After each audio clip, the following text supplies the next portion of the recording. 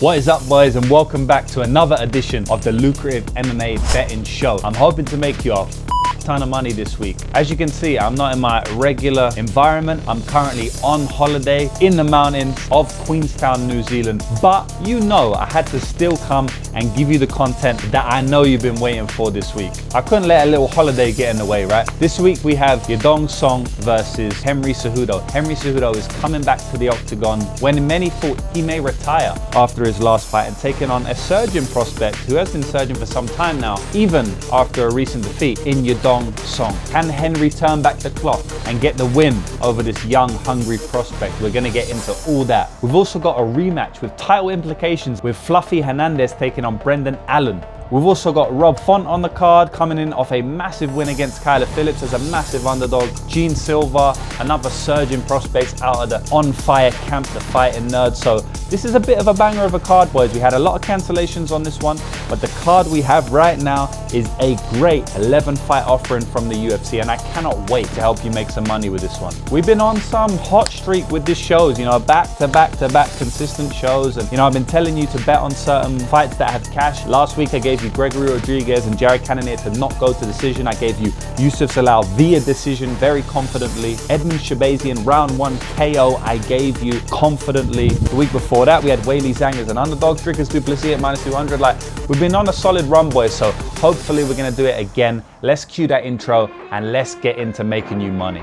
King Triple C here. If you guys want to make the best MMA picks and predictions, go follow Lucrative MMA Betting and get the winners and results. Do it now or bend the knee.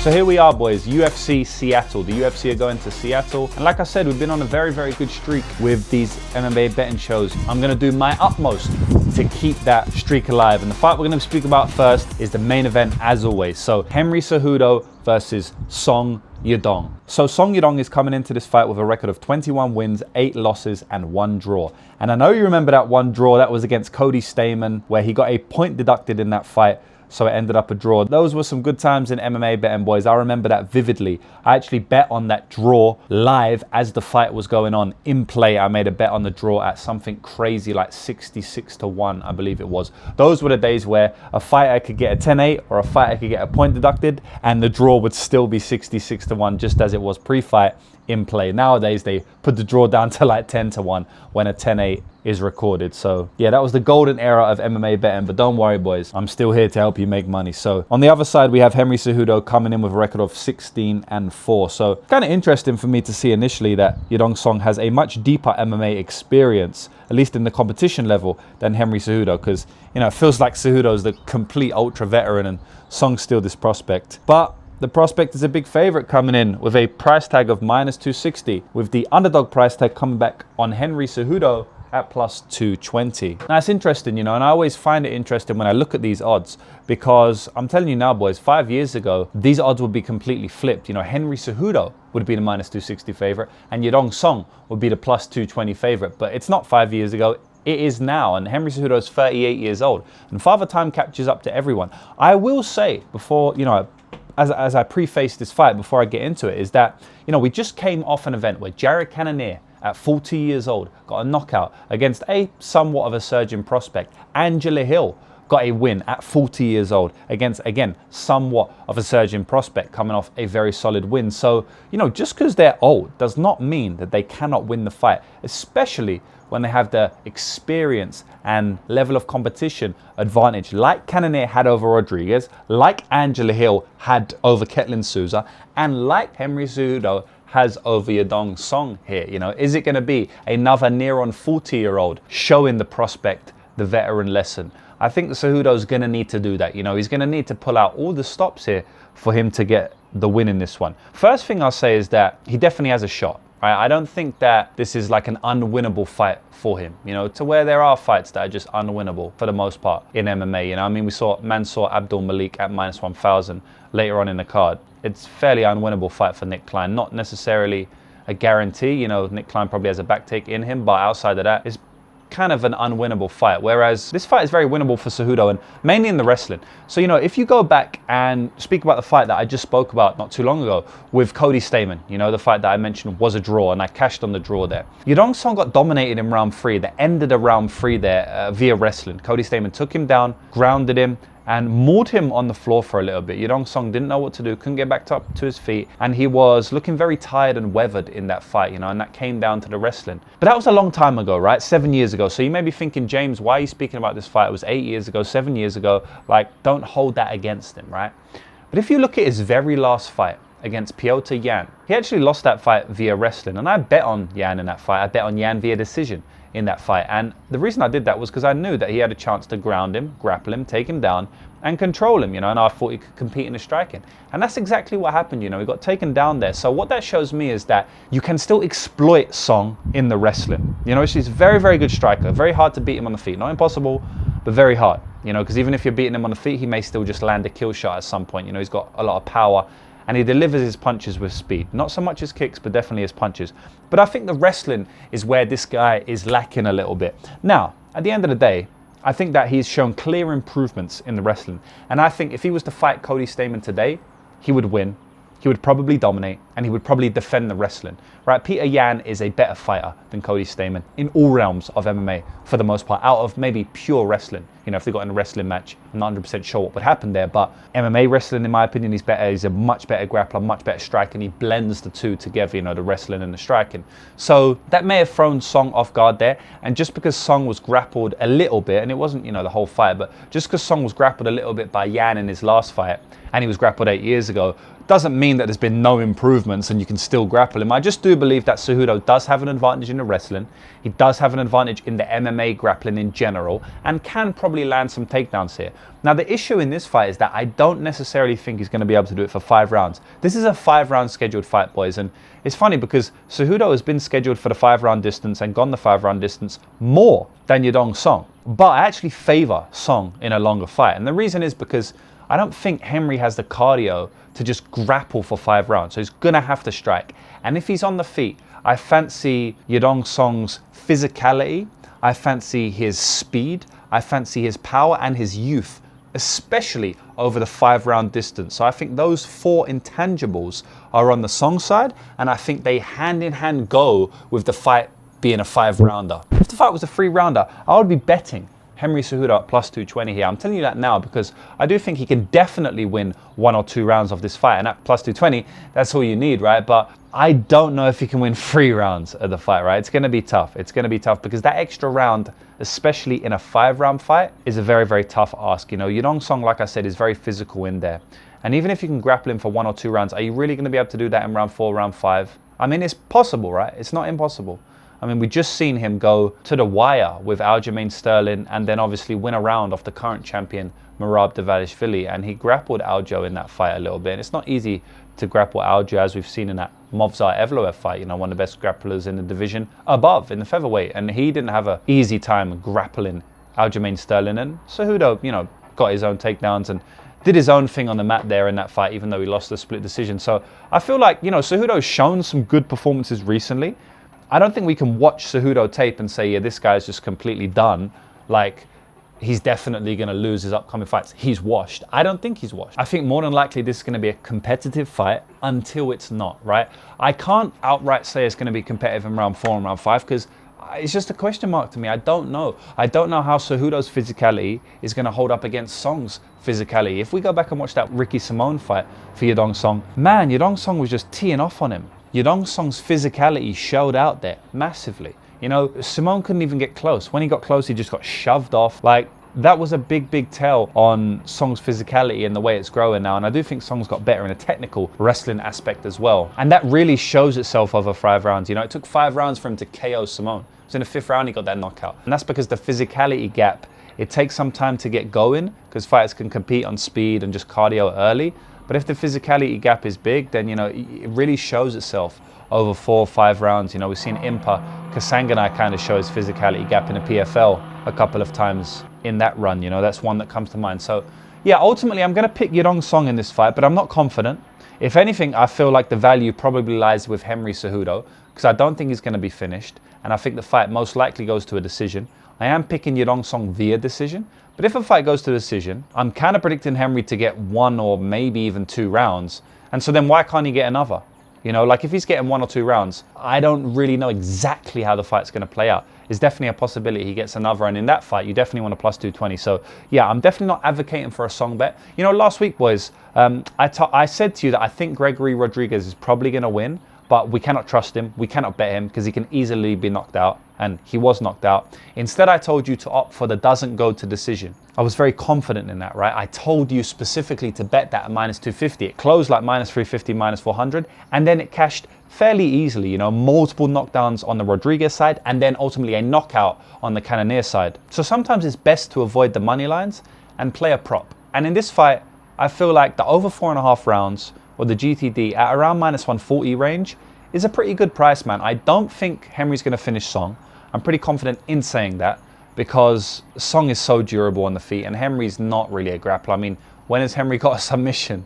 You know, when has Henry gone out there and grappled someone and got a submission? And when has Song ever been grappled? When has Song ever been finished? Sorry, when has Song ever been submitted? And when has Song ever been finished? Outside of the Corey Sandhagen fight, which was a cut stoppage, he would have carried on. Song was fine, you know. He hasn't been finished, right? The guy is so tough, so I don't think Cejudo's going to finish him. And then obviously on the other side, Song could finish him. Song came up known for his heavy power, but at the end of the day, hasn't really translated into the upper echelon of the division. Yes, he knocked out Ricky Simon, but that was in round 5. Ricky had a bad performance in that fight. It took a long time. If that was a 3-round fight, it would have gone to decision. If that was a 4-round fight, it would have gone to decision. And I do think Cejudo is way more durable than Ricky Simon and just a better fighter in general, even at 38. So he should be able to survive longer. You know, the Yan fight went to decision. The Chris Gutierrez fight, in a fight that he should have finished, probably went to decision. I mean, at the upper echelon of the division, he hasn't really finished many people. And Henry Cejudo is tough. He's a former title holder in 2 weight classes, and he's got a Mexican chin. So I think the fight goes to decision. I don't mind minus 140 range, something like that. I believe it is at the time of recording this video. So I'm not like super confident in it like I was confident in the Rodriguez and Cannonier fight. So don't put all of your eggs into this basket. But I do think that that's probably a better way to play it rather than the money lines in this one, in my opinion. I'm picking Yadong Song via decision in this one, boys. So the next fight of the night, we have Anthony Hernandez taking on Brendan Allen in a rematch from a fight that took place around 7 years ago in LFA, and that was a great 5-rounder. Anthony Hernandez is coming into this fight with a record of 13-2, while Brendan Allen is coming into the fight with a record of 24-6. So massive MMA experience advantage, at least in competition, for Brendan Allen, which is kind of funny because I feel like these guys are both on a similar trajectory in their careers. They're both similar age, you know, I think like 2-year age difference. And they've both fought each other a long time ago when they was also in a similar spot. And now they're at the top of the UFC, you know, at least the top 10, 15. So it's interesting to see Brendan Allen with so many more fights than Fluffy Hernandez. But the odds makers do not think that will matter because Fluffy Hernandez is currently a minus 260 favorite with the underdog price tag on Brendan Allen coming back at plus 220. So yeah, I've mentioned it a couple times, boys, and I'll mention it again. This is a rematch of a fight that took place in LFA, like I said, around 6, 7, 8 years ago. I don't remember the exact year off the top of my head, but yeah, it was about 6, 7, 8 years ago. Now, you know, it's very important that we go back and watch the first fight if we have a rematch coming up. Because first of all, you know, the second fights, you know, rematches very rarely go the same way as the first fight, right? We're going to have to say that straight away, right? Because a lot of people just feel like, oh, you know, whatever has happened before will happen again. But that's not the case, you know. Just 2 weeks ago on this very channel, boys, I told you to go and bet Dricus du Plessis at a minus 200 price tag against Sean Strickland, right? And everyone, you know, I actually posted it on Twitter and it went semi-viral. It got around 25,000 views, I think even more than that. And lots of people were commenting, telling me I'm stupid, telling me I'm an idiot. People getting extremely emotional and riled up to me saying that Dricus du Plessis was value at minus 200. And you know, a lot of people were saying, oh, the first fight was a split decision, so how can you say that now? You're a retard, you're stupid, etc., etc. And I believe that I was clearly proven right in that fight. Because what happened? Dricus du Plessis dominated the fight. He won all 5 rounds, right? So the first fight was a split decision. The second fight, Dricus won all 5 rounds, right? So what does that tell you right now? Is that the second fight rarely goes the same way as the first fight. And this happens time and time again. I mean, go back to the Leon Edwards fight against Kamaru Usman, right? The first fight, he got completely dominated. And by the way, they had 3 fights. So don't mistake this, right? They had a fight long before the rematches where he knocked him out, etc., etc. Their first fight, Kamaru dominated him.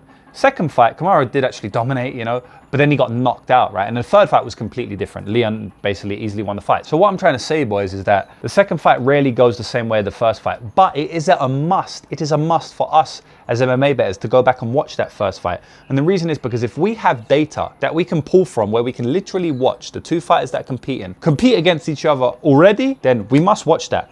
And, you know, you don't have to do that, right? Like, you're watching me break the fight down, so I'm not saying you have to go back and watch the fight. In some sense, that's what I do for you, and that's why you watch these videos, because I do the research and tape study for you, and I will tell you how that fight went. But I definitely recommend in the future, boys, always watching the first fight if we have a rematch coming up. And I'll tell you what happened in the first fight between Fluffy Hernandez and Brendan Allen. So Fluffy Hernandez basically dominated the entire fight. You know, he won like 4 rounds out of the 5. An argument for him winning 5 rounds out of the 5. But you definitely could give the first round to Brendan Allen. But round 2, 3, 4, and 5, Fluffy Hernandez clearly won those rounds. But it wasn't without some scare. So Brendan Allen definitely had some moments in the fight, especially in the first round. But even in some of the later rounds, like round 4, you know, round 3 or round 4, it was one of those. You know, Brendan Allen still had some moments in those fights. You know, he actually took the back of Fluffy Hernandez at one point, put his hooks in, and was threatening him with chokes. He actually got Fluffy in some type of leg entanglement. I don't remember if it was a heel hook or some type of knee bar or ankle lock. It was a leg lock anyway. Fluffy was never in massive trouble, you know, but it's still worth mentioning that he was in some position. And at the end of the day, boys, like, if you get a submission locked in, or if you're fighting for a submission, on another day, you could always get that submission, right? Just because something doesn't happen in the fight, if it's close to happening, then it could have happened, right? And what I mean by that is, if we see a fighter get knocked down, right, but they don't get knocked out, and then they go on to win the fight, a lot of people who bet on that fighter who won might say, oh, look, it was an easy bet, you're stupid for betting the opponent.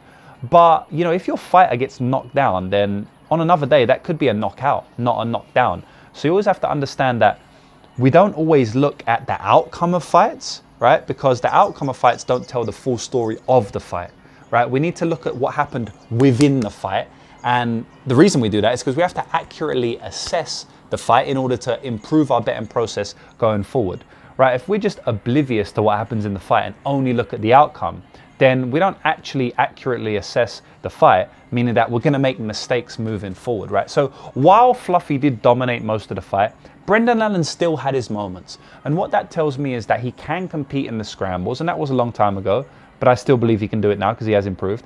And what that tells me is he can compete in the scrambles, he can potentially get Fluffy in some bad positions, and he can threaten with some of his own submissions. You know, saying all that, I honestly do think that the fight will probably end up going basically the same way as the first fight did. I think Fluffy's gonna out-scramble him, out-compete him, definitely out-cardio him, and I even think he can have striking success, you know? Now, a lot of people might be thinking that Brendan Allen is the better striker.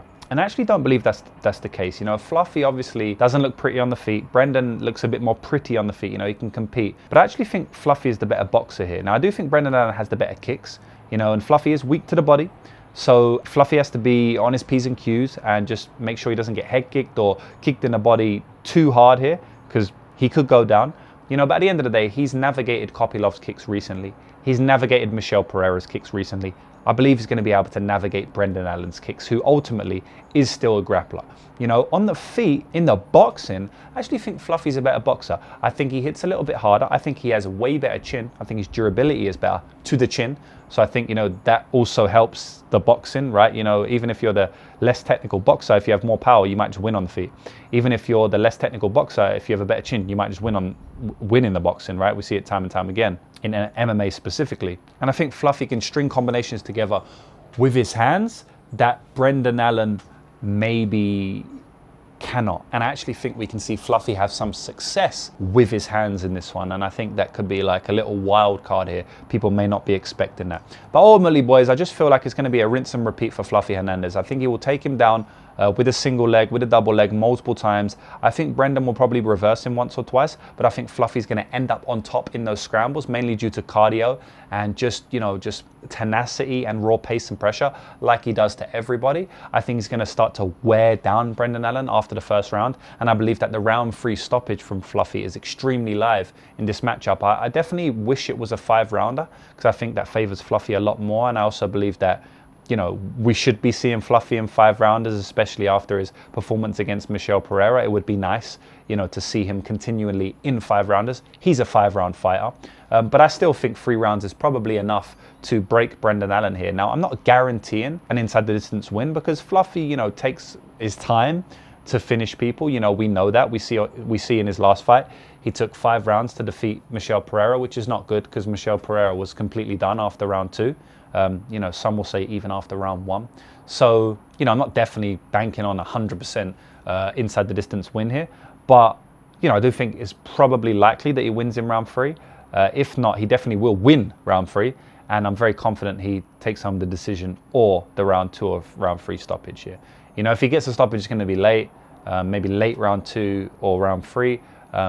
But if he doesn't, I think he's going to win the decision. I'd have to favor him to win the decision quite heavily because I just don't think Allen has the cardio, and career trajectory wise as well, Fluffy's on a different trajectory in my opinion than Brendan Allen. So, you know, he's in his prime now, and I think he takes the rematch, and I think he, you know, takes it as good as he did the first fight, if not better.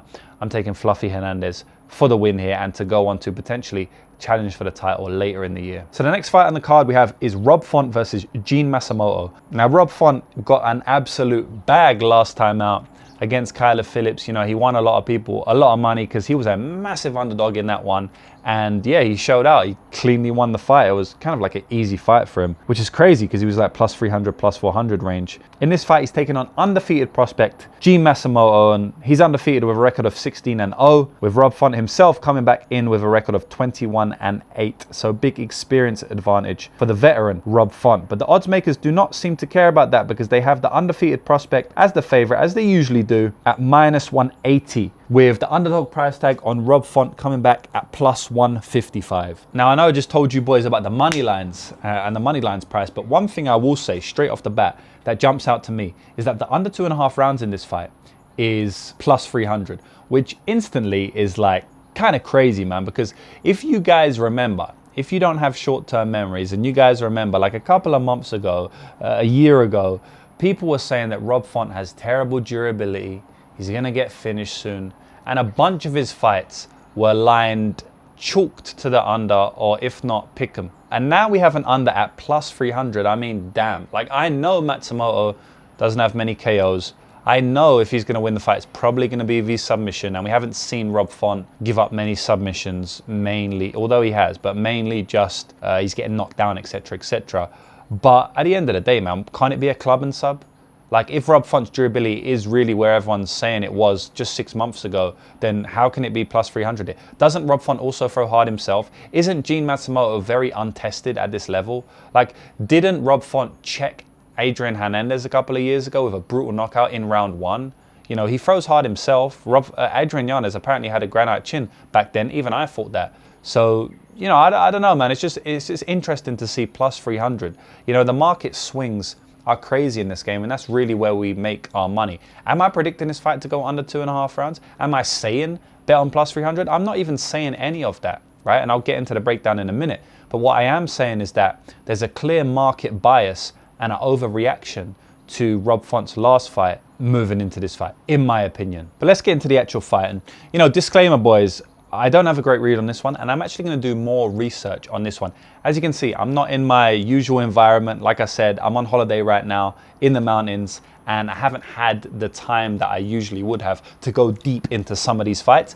This is a fight, especially because it was a short notice fight, that I haven't gone fully deep into, right? So I don't want to give you like a half-hearted breakdown. I'm kind of going to do that because I'm going to tell you my opinion, but I'm not going to give you any confident predictions on this one like I did last week, for example. You know, very confident on the main event not to go to decision. I'm not very confident on this fight. But for what I know of the fighters, for the research I have done, I do think Rob Font is the better boxer here.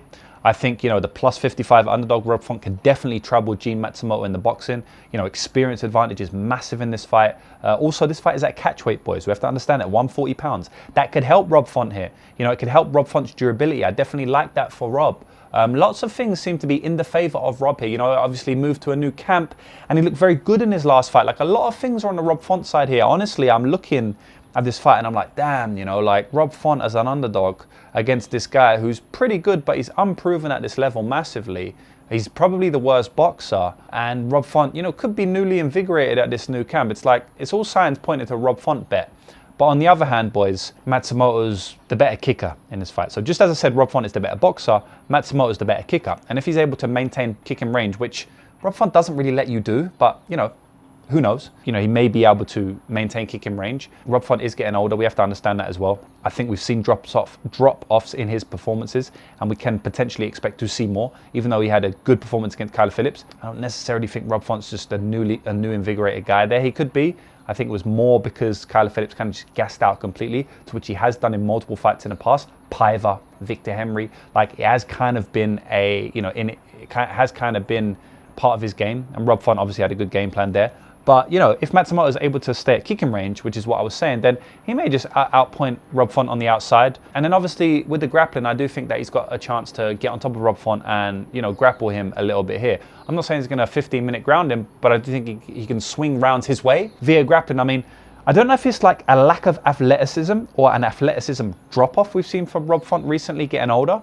But, you know, being taken down by Deiveson Figueiredo, you know, Davison's up a weight class now and grounded there for a little bit. Not the worst look of all time, also not the best look. Would that have happened 5 years ago to Rob? You know, Davison coming up in weight class? I can't say definitely. And then on top of that, you know, the main one is the Corey Sandhagen one. You know, he got grappled in that fight for the entire fight after Corey was injured in that fight. You go back and watch the Ricky Simone fight, you know, from Rob Font in his heyday, and he's getting back up to his feet. He looks so athletic, and I just feel like he's lost the spring in his step a little bit. And we saw that in the Corey Sandhagen fight over 5 rounds. It was quite a very, very poor performance from Rob Font. And, you know, I wouldn't be out of the realm of possibility that Gene Matsumoto gets his own top time in this fight. Yeah, so that's my thoughts off the top of my head, and, you know, of the couple of the things I watched recently. I will say that I think the fight's going to be close. You know, like no matter who wins the fight, I think it's going to be close. But Gene does have the critical hit upside, meaning that, you know, he could probably hurt Rob Font, maybe more than Rob Font can hurt him. Although we don't really know, because we haven't really seen Gene cracked too often by someone like Rob Font, who can crack hard and who can find the chin.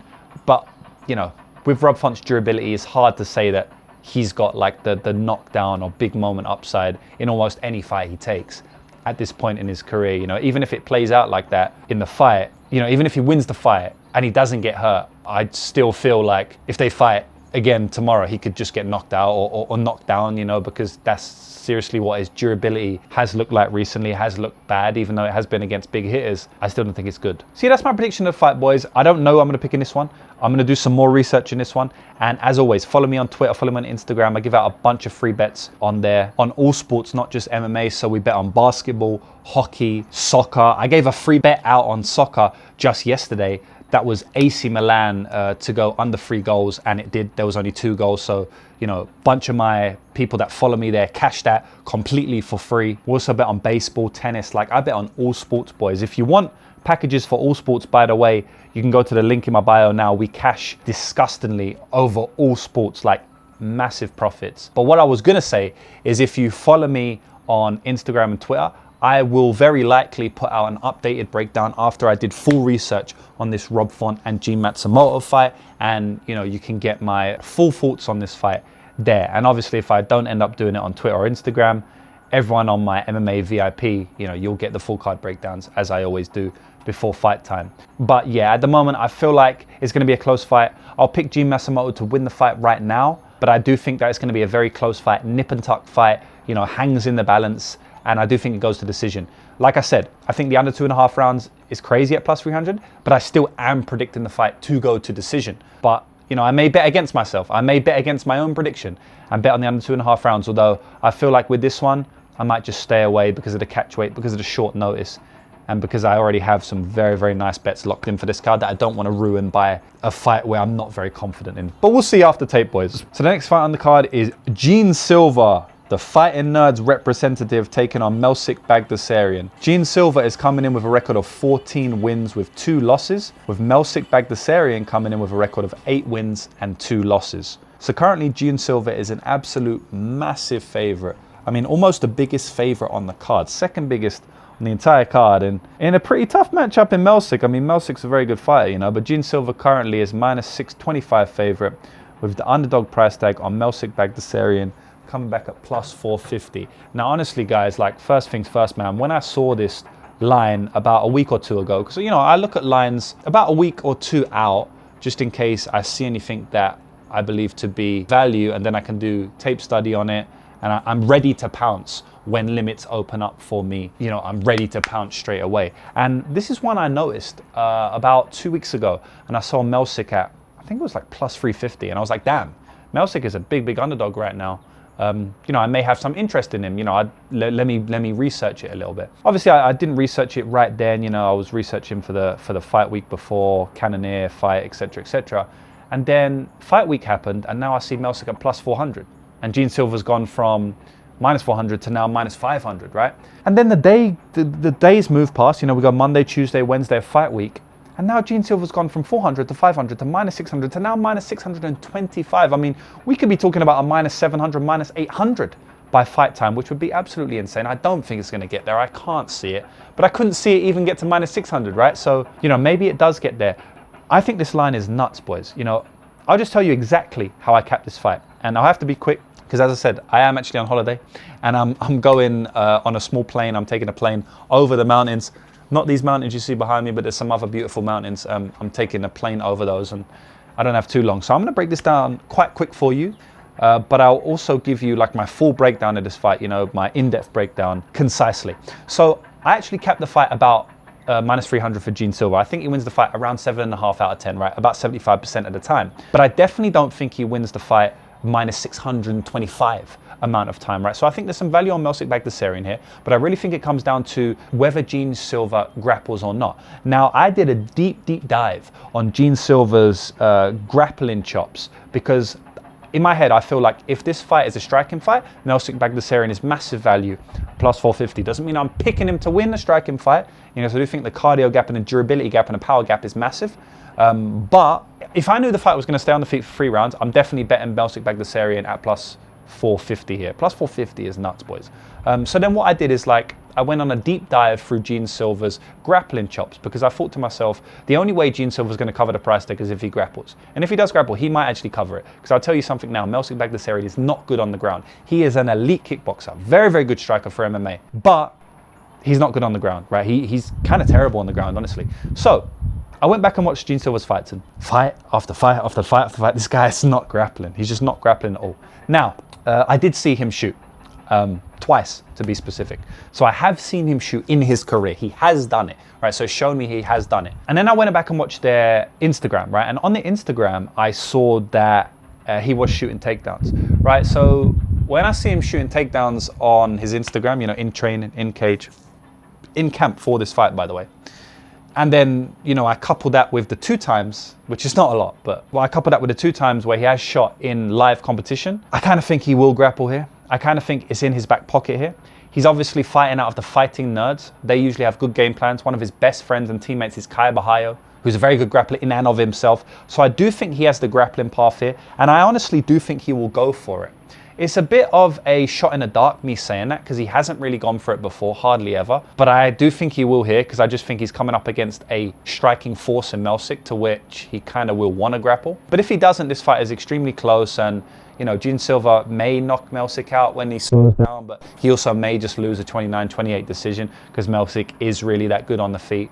One thing I will say is that I think Melsik wins the first round like 7 times out of 10 or something like that, around 70% of the time. I was having a chat with my man, MMA prediction guru, about this. Shout out to my man, you know, a veteran of the YouTube scene. And he was, you know, saying the same thing as me. You know, he was talking about this fight, and, you know, we're both saying like, man, I think Melsik's going to win the fight like 7 out of 10 in the first round, but then he probably gets broken late. You know, I think we were both kind of believing that, and that is how I feel. But one thing I will say is that I don't think Gene Silva is going to be able to just counter-strike Melsik Baghdasaryan, because that's what he likes to do. He's a counter-striker. Now, big distinction. He brings the counters out of you, right? He's kind of like a McGregor in that way. He has very good forward pressure, extreme physicality for the weight class, amazing durability, and that allows him to draw, and very good feints, and that allows him to draw reactions out of you, you know? If you're able to walk forward on your opponent, take their shots, out-physical them, just with your stature and your movements, right, and the way you cut off the octagon, then that's how you draw shots at your opponent, and then you can counter on those, right? He's not a complete counter striker where he's kind of just waiting for his opponent to do things and then he counters, more like Israel Adesanya. He's very much like a Conor McGregor counter-strike, where he pulls the shots out of you and then he counters on the shots that ultimately he is creating. Right, so it's a different style of counter-striker there. One that I love watching, you know, is maybe my favorite style of fight is counter-striker that forces shots out of his opponent. You know, so he basically is creating the counters. It's something I try to do in my game when I'm fighting. And if you can do it well, it's an extremely powerful tool. And we've seen that in Gene Silva's game because he's knocked out Charles Jourdain, who never gets knocked out. And he also knocked out Drew Dober, who also never gets knocked out. And, you know, a lot of that was due to him being able to find shots with his physicality and also a lot of his counter striking. So it's going to be interesting to see if he's able to do that against Melsik. I don't think he'll be able to do it early, right? And it's very important for the fight, boys, because that is his whole game, right? If he doesn't grapple. I think he probably will. But if he doesn't grapple, you know, his whole game is doing that. So I think Melsik is too smart and his footwork is too good and his range control and his distance management is too good to just be countered by Gene Silva time and time again. Can Gene Silva land a counter? Yes. Will he? Yes. But I don't think he's going to be able to do it time and time again in round one. I think Melsik likely will be able to stay on the outside and potentially win round one, kind of like how Kevin Vallejos did against Gene Silva. Now, the rounds 2 and round 3 is really where it gets nitty gritty because, you know, it's funny, boys. I said this is going to be a concise breakdown and I got to go, but I just got so amped up for this fight because it's a striker and striker. And I love striking. I love grappling, right? I love grappling a lot. And I've come to love it more in recent years. But striking is always going to be my number one. Striking has my heart from when I was very young. So I get deep into these striking fights, right? And I do think that in round 2 and round 3, Melsik has shown time and time again that he is a gasser. Now, he doesn't death gas, right? He doesn't completely die, but he definitely gasses out, boys. And you do not want to gas out against a pressure counter fighter like Gene Silva because he will find the button. And I do think that it's only a matter of time Gene Silva finds the button in maybe round 2 or round 3 against Melsik Baghdasaryan. But it's not a guarantee, man. If it stays on the feet, like, look, he didn't find the off button against Kevin Vallejos. It's not a guarantee he gets a knockout in round 2 or round 3 here. And I'm telling you now, if this fight goes to decision, you do not want to be holding a minus 625 price tag ticket on Gene Silva. You do want to be holding a plus 450 price tag on Melsik Baghdasaryan. The X factor is if Gene Silva grapples, and I've told you that I think he will, but I can't guarantee it because I haven't really seen it. So that's my prediction, boys. My prediction is that Gene Silva finishes this fight in round 3.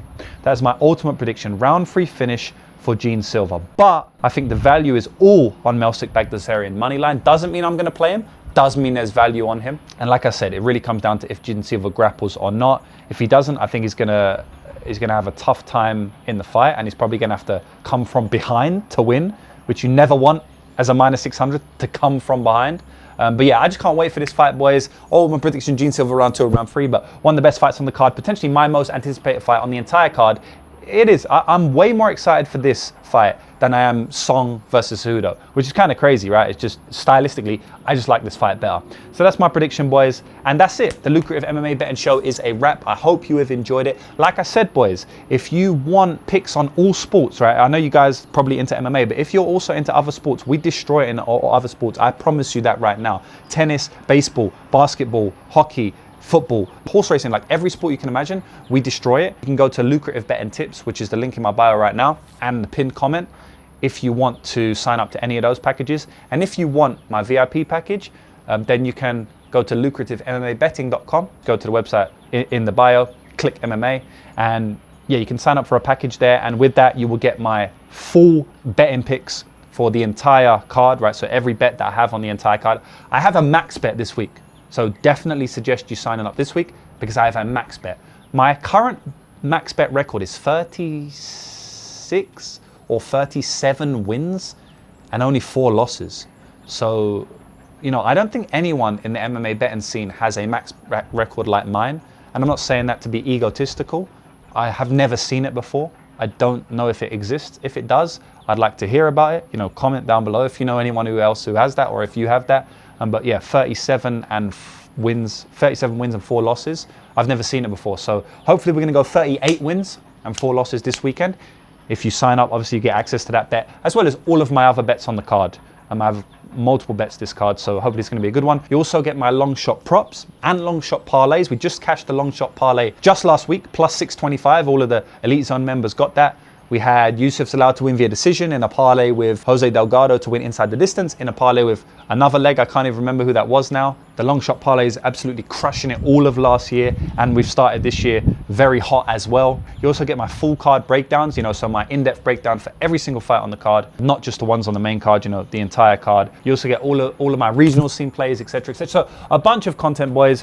There's more content as well. I won't go into it all, but yeah, just click the link in the bio if you want to sign up for that. Definitely a good weekend to do it with the max bet, as I said. But that's it, boys. I hope you have enjoyed the video. Like I said, we've been on a bit of a run here, back to back to back, with these lucrative MMA betting shows. We've been getting a lot of comments. By the way, make sure you comment down below to be in with a chance to win 1 free month to my membership site on next week's show. If you don't want to wait till next week, obviously you can go sign up now, but definitely leave a comment below. Let me know who you're predicting this weekend. Let me know who you believe the best bet is for the weekend. And that's it, boys. I hope it's a weekend for riches for all of us. I'm going to jump on a plane now and fly over these mountains, and hopefully the MMA bets this weekend are going to pay for it, because it cost a lot of money. So peace out, boys. I'll see you in the next show. Bang.